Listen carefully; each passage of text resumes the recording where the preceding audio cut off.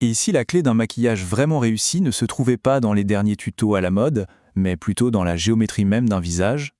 C'est justement ce qu'on va découvrir ensemble en explorant une technique fascinante, le visagisme.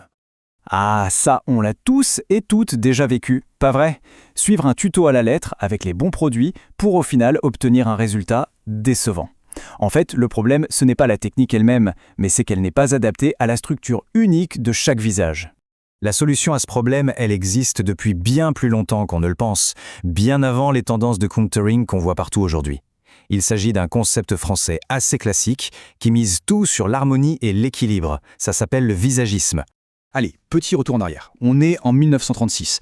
Le maquilleur Fernand Aubry développe une idée qui va tout changer. Son but, ce n'est pas de transformer un visage, mais de le comprendre. De comprendre sa morphologie pour vraiment révéler sa beauté unique grâce à l'harmonie visuelle. En gros, c'est l'art de sculpter avec de la couleur. Au cœur de cette théorie, il y a une idée toute simple. Le visage ovale est perçu comme la forme la plus équilibrée. Du coup, l'objectif de toutes les techniques de visagisme, c'est d'utiliser les ombres et la lumière pour recréer, par illusion d'optique, cette harmonie ovale, et ce, quelle que soit la forme de départ du visage. Bon, à cette théorie, on passe à la pratique, d'accord? La toute première étape, et elle est absolument essentielle, c'est le diagnostic. Comment on fait pour identifier la forme de son propre visage? Alors, le processus est vraiment simple. On dégage complètement le visage, on attache bien les cheveux en arrière, ensuite on prend une photo bien de face, sans sourire, sans expression particulière. Et la petite astuce, c'est d'utiliser la caméra arrière du téléphone parce qu'elle déforme beaucoup moins l'image que la caméra selfie. Cette photo, c'est notre base de travail pour tout analyser. On va commencer avec deux formes très courantes, qui illustrent à la perfection le principe fondamental du visagisme, la correction par les opposés. Il s'agit bien sûr du visage rond et du visage carré. Le principe est simple et en fait très logique. Pour un visage rond qui manque d'angle, le but va être d'en créer. À l'inverse, pour un visage carré avec des angles très marqués, on va chercher à les adoucir, à apporter de la rondeur. C'est un jeu constant d'opposition pour atteindre l'équilibre. Concrètement, pour un visage rond, l'objectif est de casser la courbe. Le contouring sous la pommette sera donc posé de façon droite et assez marquée. Le blush suivra cette même logique. On l'applique en ligne droite et non en cercle. Et enfin, les sourcils. On leur donne une forme plus anguleuse pour bien structurer le haut du visage.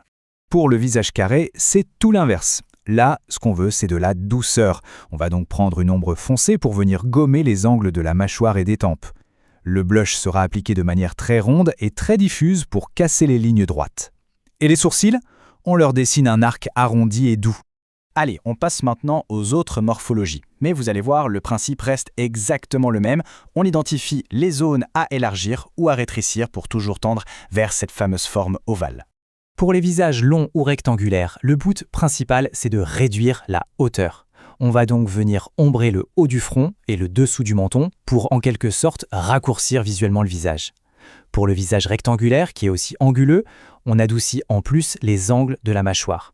Et une astuce clé, on applique le blush assez haut sur les joues, ça remonte l'ensemble. Ici, on a deux cas de figure qui sont complètement inversés. D'un côté, le visage en poire, plus large en bas, qui a donc besoin qu'on élargisse le haut. Pour ça, on va étirer les sourcils et le blush vers l'extérieur. De l'autre côté, le visage en cœur, plus large en haut, où l'on cherche à affiner le front en ombrant les tempes et en raccourcissant un peu la queue des sourcils. C'est un vrai jeu d'équilibriste. Le visage en losange, lui, présente un défi un peu particulier. Sa zone la plus large se situe au niveau des pommettes. L'objectif est donc d'affiner cette partie.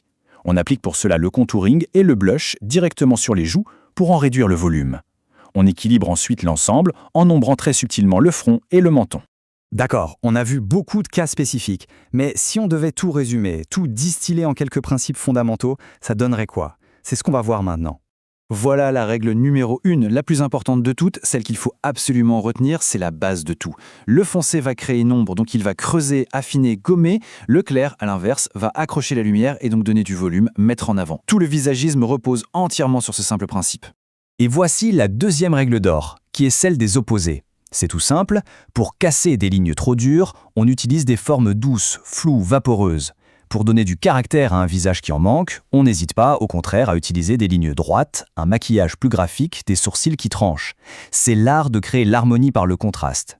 Finalement, le visagisme, ce n'est pas un ensemble de règles rigides, mais plutôt un guide, un outil pour comprendre son propre visage et pour s'amuser avec les formes, les ombres et la lumière. La vraie question, c'est va-t-on chercher l'harmonie parfaite ou plutôt utiliser ces techniques pour affirmer un trait de caractère qui nous est propre? La réponse, elle appartient à chacun et à chacune.